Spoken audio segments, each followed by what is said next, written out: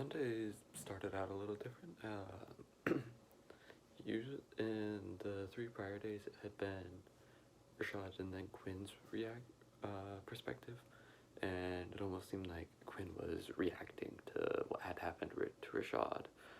But on Monday, it started with Quinn and went to Rashad afterwards, and it didn't have like a huge impact on the actual story, but it did kind of seem like instead of Quinn merely being a reaction to Rashad, he was actually more in his own story.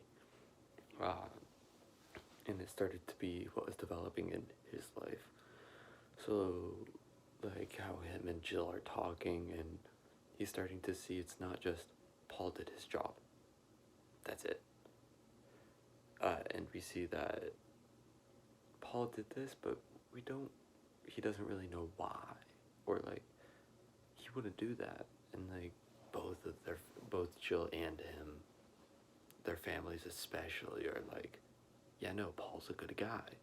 He won't do that. And I think it's interesting to see the different reactions and how that affects what people believe is actually happening.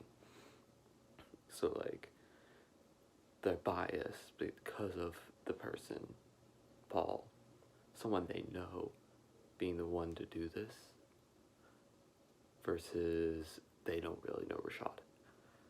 But, like, you see it the same way in reverse for Rashad's perspective with, like, Spoonie and his friends now. They are really, really against what happened, and understandably, it shouldn't have happened. But, like, you see how knowing the different people involved sways your point of view just immediately.